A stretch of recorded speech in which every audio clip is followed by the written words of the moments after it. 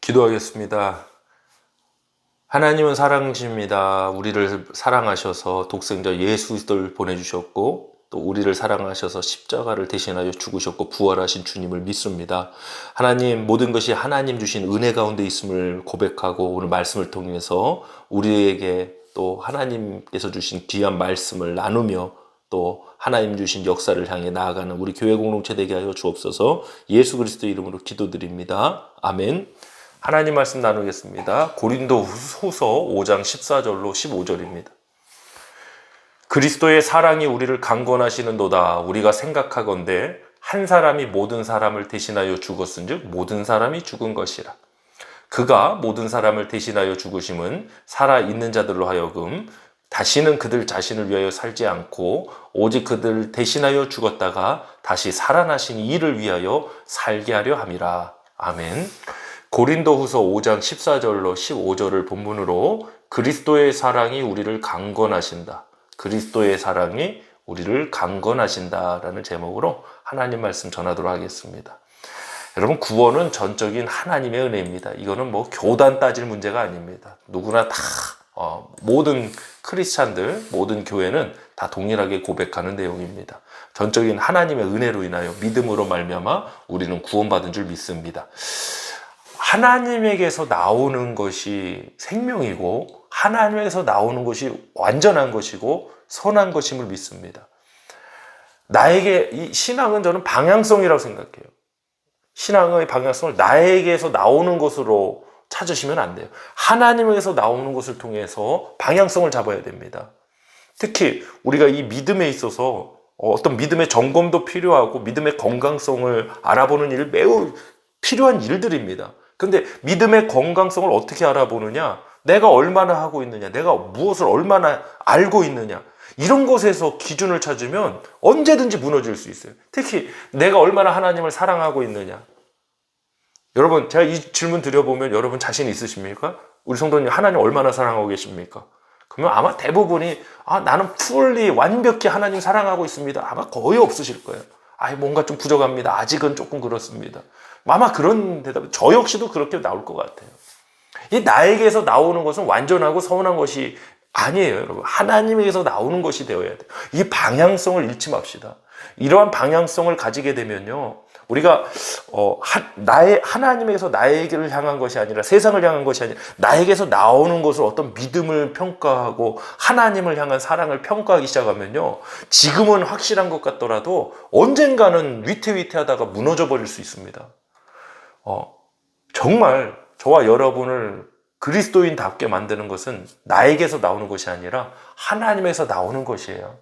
내가 하나님을 위해 무엇을 했느냐로 구원받지 않았어요. 하나님이 나를 위해 하신 그 역사, 독생자 예수 그리스도를 통한 십자가의 구속의 은혜와 그 사랑으로 인하여 우리는 구원받은 줄 믿습니다.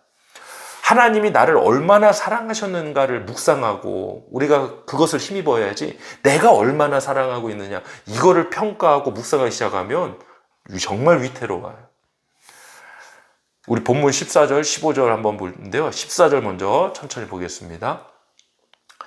그리스도의 사랑이 우리를 강권하시는도다.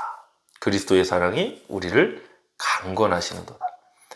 여기서 강권하신다라는 것을 사전적 정의로 살펴보니까요, 변함없이 확고한 사랑이라는, 그리스도의 사랑이 우리를 강권하신다는 건 그리스도의 사랑은 변함이 없다, 확실하다 라는 거예요. 그 변함없고 확실한 그리스도의 사랑이, 우리가 생각하건대 한 사람이 모든 사람을 대신하여 죽었은즉 모든 사람이 죽은 것이니라. 보세요. 우리를 강권하시는 것이 뭡니까? 그리스도의 사랑이에요. 내가 얼마나 주님을 사랑하느냐, 이것도 중요한 문제라고 볼 수 있겠습니다. 예수님께서도, 부활하신 예수님도 시몬 베드로에게 네가 나를 사랑하느냐 질문하셨지만, 그런데 근거는요, 우리 신앙의 근원은요, 내가 얼마나 주님을 사랑하느냐가 강권하는 게 아니라 그리스도의 사랑이 우리를 강권하고 계신 거예요. 주님이 먼저 나를 사랑하셨고 그 사랑은 완전하고 충만함을 믿습니다. 우리 15절 보겠습니다. 그가 모든 사람을 대신하여 죽으심은 살아있는 자들로 하여금 다시는 그들 자신을 위해 살지 않고, 어떤 삶의 변화 아니겠어요? 거듭난 산 크리스찬 아니겠습니까? 오직 그들을 대신하여 죽었다가 다시 살아나신 이를 위하여 살게 하려 함이라. 십자가의 목적이죠. 구원의 목적이죠.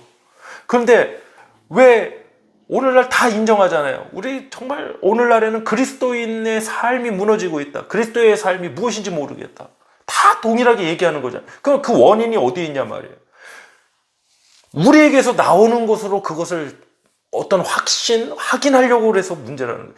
주님이 나를 얼마나 사랑하시냐, 그 은혜 가운데 우리가 변화가 일어나고, 아, 주님이 나를 이만토록 사랑하시는구나, 여기에 흠뻑 취하고 젖어 있어야 되는데 자꾸 우리는 나에게서 자꾸 확인하려고 한다는, 내가 얼마나 하고 있느냐, 당신이 얼마나 주님을 위해 했느냐, 자꾸 이런 데서 찾아요. 그래서 오히려 주를 위하여 살지 못하는 오늘날의 현실이 우리 기독교 안에, 교회 안에 펼쳐지고 있는 것 같습니다. 로마서 14장 8절 보겠습니다.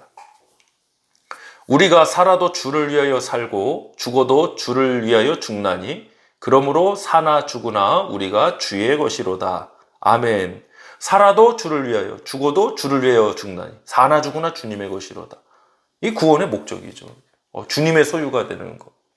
그런데 이러한 변화와 이러한 삶을 가능하게 하는 것은 나의 결단이나 각오나 선행, 공로, 노력이 아니라, 심지어는 내가 얼마나 주님을 사랑하느냐, 이게 아니라 주님이 나를 사랑하셨다는 거예요, 여러분. 이게 복음의 기초 아닙니까? 이 기초를 자꾸 벗어나서 우리에게서 자꾸 행위구원 잘못된 거다, 어떤 율법주의 잘못된 거다 말하면서, 실상은요, 행위구원, 율법주의 말하는 경우 참 많이 보여지고 있어요, 여러분. 정말 하나님 은혜 가운데 저와 여러분 구원받은 줄 믿고 오늘 이 시간 고백합니다. 주님이 나를 얼마나 사랑하셨는가? 오늘 이 시간에 이 말씀 우리에게 괜히 주셨다고 생각하지 않습니다. 오늘 이 하루 주님이 나를 얼마나 사랑하고 계신가, 그 십자가의 의미가 무엇인가 충분히 묵상하고, 정말 오늘 하루 주님의 사랑 가운데 우리 성도님들 흠뻑 정말 그 사랑 가운데 살아가시길 주님을 축원합니다. 함께 기도하도록 하겠습니다. 하나님 감사합니다. 내가 얼마나 주님을 사랑하고 있느냐, 그것을 평가하시는 주님이 아니라 주님이 나를 먼저 사랑하셔서 확고하고 변함없는 강건한 그리스도의 사랑이 우리를 강건하고 계십니다.